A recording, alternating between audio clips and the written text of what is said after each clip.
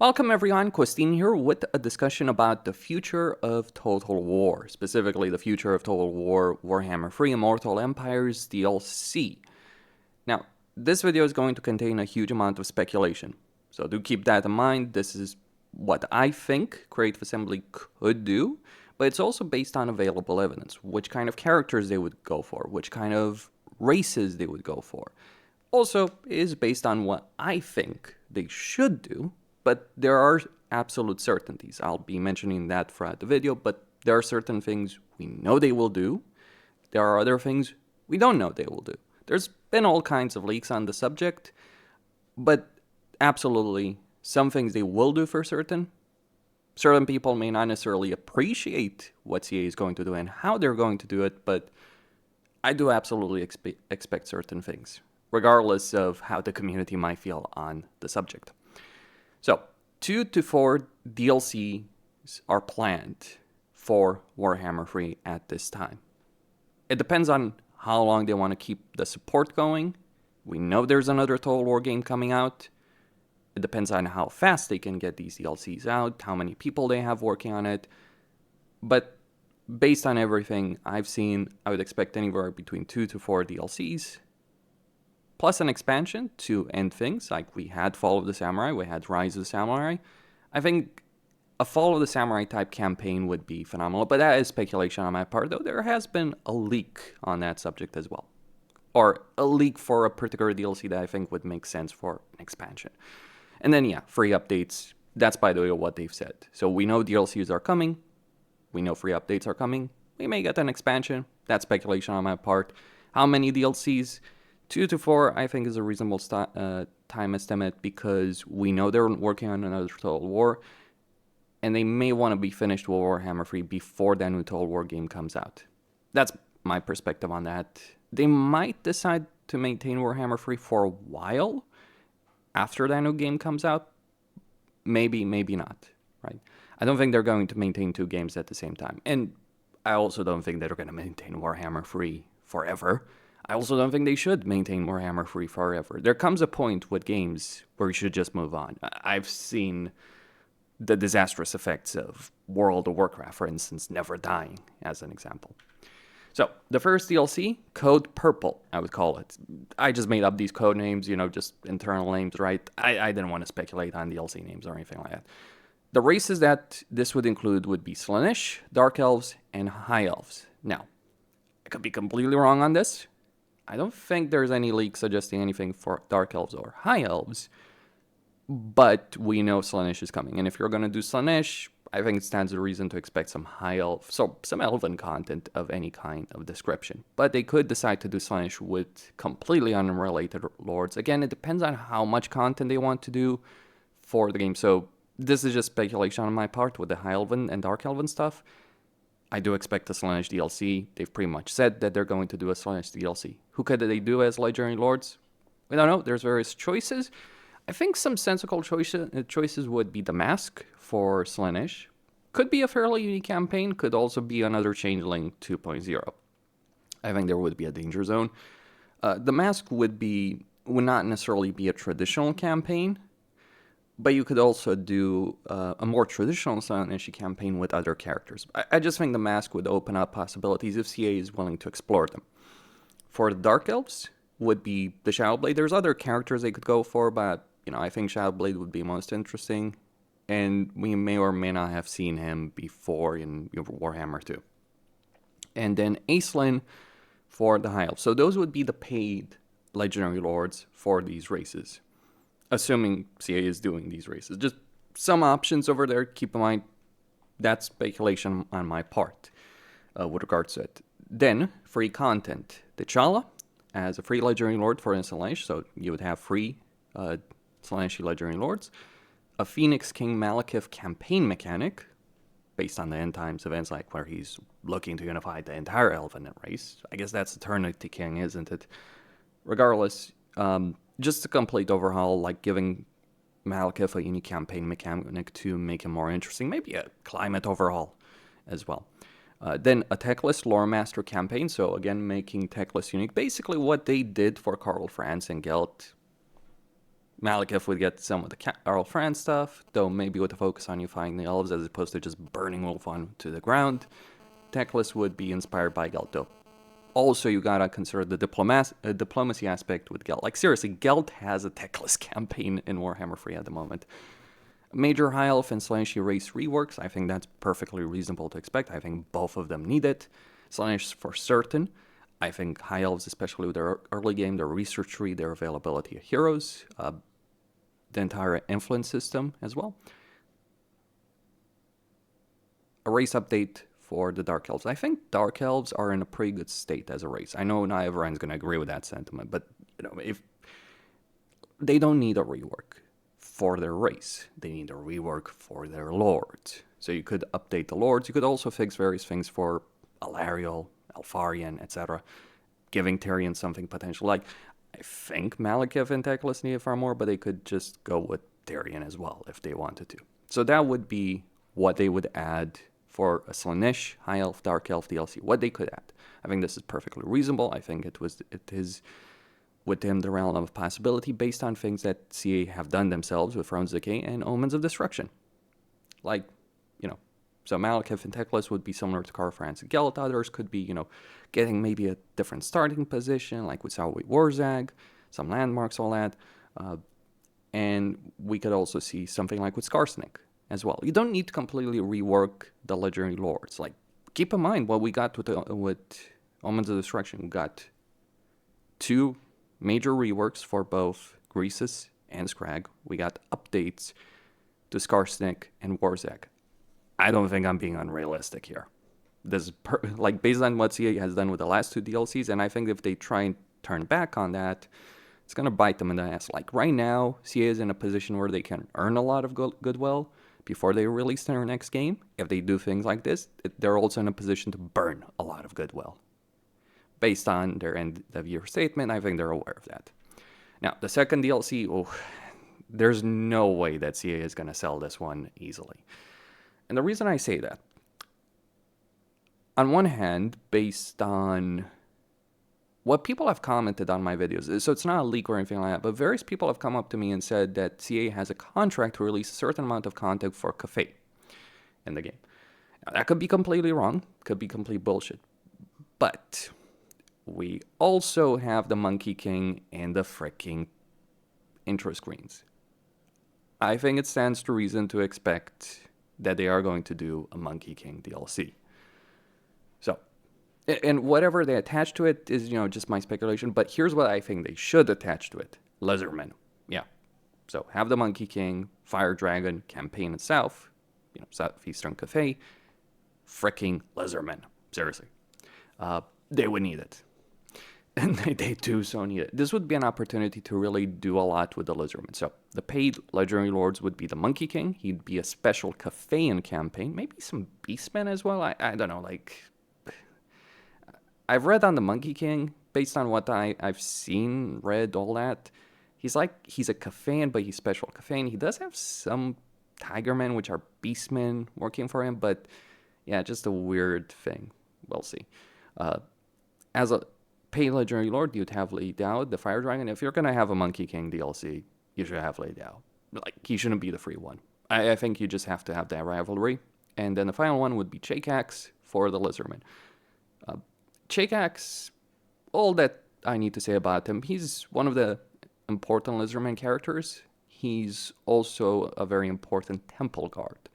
So we've had Axiatl, we have Tenuin, and Nakai as paid lords. We could use the Saurus Legendary Lord, paid lord, for the Lizardman. Assuming they want to do a Lizardman DLC, and I think they should, considering this shit that Lizardmen do. A free update, I don't think is going to cut it with all the problems that Lizardmen do have. Then, and it's code red because, the Fire Dragon. Free content, they could go with Yin, Legendary Lord, or they could make her the paid one and make Lei Dao the free one. I think it would make more sense for Lei Dao to be the paid one. But as we've seen with Arbol, just because something is free does not mean something is bad. In fact, Arbol has the best campaign out of Omens of Destruction. What they should include in this, a major jungle regions rework. So both Lustria and the Southlands in particular. Just the terrain the traversal, like especially the freaking traversal, the map design of both Lustria and the Southlands, they both suck right now. You can't, if you just, like, as we've seen with Skull Tiger, just adding another campaign in a region does not help that fucking region, those regions. So, yeah, that needs an update. It would affect so many other campaigns. It would, like, if you make Lustria good, it would affect Fork, for instance. It would affect Marcus Wolfhard. Even if you change absolutely nothing for Fork and Marcus Wolfhard, which, by the way, they should, it would have a major impact on so many campaigns. So, reworking the jungle to actually make it good, as opposed to the pile of crap that it currently is, would be great. Then a rebuild Lizardman. I'm not even talking about Lizardman rework. No.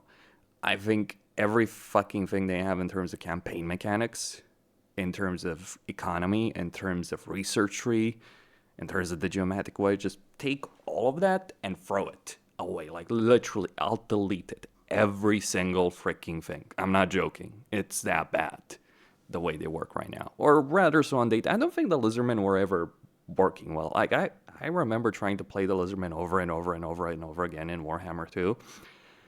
And man, did I despise it even back then. I've actually played more Lizardmen in Warhammer 3, and it's a freaking awful situation. And then, yeah, an update rework for Cathay. To the extent that they do that, we know they're going to have some free stuff for Cathay in a patch. Dependent on what they do that, and by the way, I'm assuming that they're going to rework, update Siege in a patch as well, or multiple patches. Like, keep in mind, I'm not adding stuff in here that CA have already said they're going to do, like Keyslift, Siege, Cathay update. But depending on the Cathay update, they could do more with this DLC. So that would be the second one.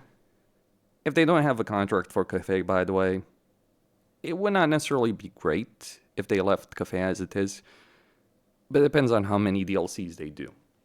So, while I do think this would be a DLC they should do, and a very sensible one based on the information we have, they could also skip it, not gonna lie. Though I think, like, give Cathay a replenishment hero, update a couple of things, they'd be in a much better spot. It's still, yeah, they need a rework or an update, and certainly Lizardmen do need one. So this would be really affecting the Lizardmen more than Cathay, even though, yeah, Cathay would be front and center. For the third DLC, and I do personally take the view that this is optional. I'm not saying they won't do it. I'm not saying they shouldn't do it. They should. But they could also get away with not doing it. So the third DLC, Code Black, because yes, black for mercenaries, the Dogs of War race pack. Free paid legendary lords, also map updates, because like the Castdwarfs featured some heavy map updates that did affect a lot of campaigns. And then with regards to the legendary lords they could pick, there's a whole bunch of choices over there. It depends on what kind of playstyles they want to add, what kind of unique campaign mechanics, etc. In terms of free content, you would have Tancred the Second or Jared or both. Basically, I'm inspired here by the Heirs of Sigmar mod in saying this, where you have Valten. He starts as a legendary hero, then he becomes a legendary lord. So yeah, you play Karl Franz, you start with legendary lord, then you get the second one. That could work. Actually, you get a lot more than just 2 legendary lords in that respect. And yeah, Britannia rework all of it. The lords, the legendary lords, the heroes, the units, the economy, just everything, including the terrain, the map itself of Britannia. All of that, just rework all of that in Warhammer 3. I do think Dogs of War as the DLC is something they could decide not to do, though it's also in the game file, so I do expect them to do it. They could also decide, okay, let's do Slaanesh plus Monkey King, for instance, just as an example, with Lady Owl as the free lord, if they want to do one less DLC. So I expect Monkey King, I expect Slaanesh, and I expect Dogs of War. I expect those for certain, because it would be weird to not have the final demonic race getting a DLC. It would be weird to not have the Monkey King being done, and it would be weird to not have the Dogs of War. But if they want to finish working on Warhammer 3 earlier, yeah, they could skip the race pack and do Britannia in an update. Maybe a standalone update. And then we move on to the 4th DLC. This is very much optional, and this is just, wish list on my part, really. Code Blue. This would feature Norsca, the Empire, and Beastmen. Like, the Empire doesn't need a rework. The Beastmen, they do. Like, I know people would say that they don't. You could just cut away the Beastmen and do something else in this, but the main benefits here would be for for Norsca, and to a lesser degree for the Empire. So paid Legendary Lords would be Valten for the Empire, maybe Luthor Huss. Well, Valten as a Legendary Hero becomes a Legendary Lord. There's other possibilities as well. Then Crom the Conqueror for Norsca. I know you could do him as a Warriors of Chaos. I really don't think Warriors of Chaos need another Legendary Lord. They could use some systems updates, or rather the Vassalization Diplomacy system could use some updates for Warriors of Chaos research. But I guess you could do Warriors of Chaos. There's so many Warriors of Chaos already. It's like adding another one. Can we make the ones that already exist better? Because right now it just feels like play Be'lakor, because he's vastly better than everyone else. So, or play Archaon if you want a slower playstyle. But that's kind of the problem with Warriors of Chaos at the moment. So, Valten for the Empire, because he's freaking Sigmar. Crom, because he's the Herald of Archaon, and whatever Beastman Lord you want to make. If they even want to do the Beastmen. I think they do need an update, and this would be the opportunity for that. Yes, they could do a free update. Would be far less substantial, I think. Then free content, Boris Todbringer for the Empire. This is why I want another Empire DLC. A Norsca race and Lord Rework, or race and Lord Rework. So Wulfric, Trog, Crom, if they do Crom as the Legendary Lord. An Empire update. The Empire works perfectly fine right now. They don't need another update, but they don't need another rework. They could use things like an update to the research tree, a couple more units, but that kind of stuff. And then Volkmar and Marcus Wolfhart updates. Maybe a Books of Nagash update over here, because the entire system of Books of Nagash needs updated, so you could do that with Volkmar. So that would be the 4th DLC. Again, optional. They could choose not to do it. Would be weird to not have Boris as a free Legendary Lord at least. Added at one point or another. Then we get to the final part, the final DLC, Code Green, the End Times expansion. Yes, follow Samurai Scale. Races, the Skaven and Undead. All of the Undead. It would be very weird to not have Nagash. It would be very weird to not have another Skaven DLC, especially considering how much, of a fan favorite Tankwall is. But what this expansion would feature would be a unique campaign map. I mean, I could talk about this more, or some mini campaigns like Sigmar's Journey, Grimgor's Journey, Ungrim's Journey, Belagar's Journey, Skarsnik's Journey, etc., right? A bunch of mini campaigns. Think of the prologue, the tutorial campaign of Warhammer 3, as a real campaign. So a story or sandbox, or a hybrid mode between the two of them. So story would be more linear, sandbox obviously not, or hybrid mode where you have some story objectives, you have story choices, but it is a sandbox in the way the AI behaves. Though you should still have AI even in story mode, obviously. Then all these characters, everything they add in terms of race reworks, characters, etc., would be added to Immortal Empires. So I really don't think they should add Nagash. That this should just be like, oh, we're just going to add Nagash and Tankwall to the Immortal Empires map. They could. I think that would be pretty lame if that's all they did. Like, oh, let's just add these Legendary Lords with just one intro cinematic. That would be fairly freaking lame. So I think if they wanted to end Warhammer 3 on a very high note, doing something like this, or something large scale, would be awesome. Paid Legendary Lords, Nagash would be a special undead, Tankwall, Skaven race leader, because that's what he was in End Time. So when I say race leader, I mean, Tankwall's entire campaign would be about uniting the freaking Skaven. or having a better diplomacy system in general to get AI to do stuff, right? Because we could use an update like that. Then Neferata for vampire counts. I'd like to remind you that there's been leaks on that. I'd like to remind you the Silver Pinnacle in Immortal Empires looks like a perfect start position for Neferata. So I do expect Tankwall, I do expect Nagash, I do expect Neferata. It would be really, really weird if they didn't add them. Even if they don't do what I'm saying over here with a unique map or anything like that, that's just something I'd like to see. I do expect these characters on the Immortal Empires map. And then features, unique story campaigns, beyond the characters, the paid characters, right? but unique story campaigns for Sigmar, Archeon, Manfred, Vlad, etc., etc., Teclis. You could have one for Ungrim, Grimgor, etc. You know, the Beastois for Grimgor, where he's conquering the mountains more. He goes all the way to Cathay, then he goes in Darklands, slaughters the cast dwarves. Would be awesome. Higher quality storytelling, cinematics, and choices. Again, think of the tutorial campaign, but more awesome. Like, one of the things, like, I think regardless of how people feel about Realms of Chaos, it's almost universally agreed the tutorial campaign was awesome. So basically that, but on a larger scale. And then free content, the Red Duke for the Vampire Counts, major Undead Race reworks, all of them. So Coast, Counts, Tomb Kings. Skaven Race rework, and then unique mechanics for Cetra, Archon, Vlad, and maybe others as well, but just these 4, yeah. I know Manfred has the Books of Nagash. It's a shit system. Sorry. Also, yeah, I should probably have added the Books of Nagash over here. That should go without saying. Rework the Books of Nagash system. Thank you, CA. So how much of this they would do, you know, let me know. Like, there's also other characters for the Empire Counts. Abernash, I think you pronounce his name. I know I might be butchering it, but the Blood Dragons, right? You could skip the Red Duke, or do both, really. Maybe add multiple Legendary Lords, right? Like, make this a really large scale. Go all in on this one. That's what I would tell CA. Do a lot here. Yeah, 4 race reworks. Go to town with all of this.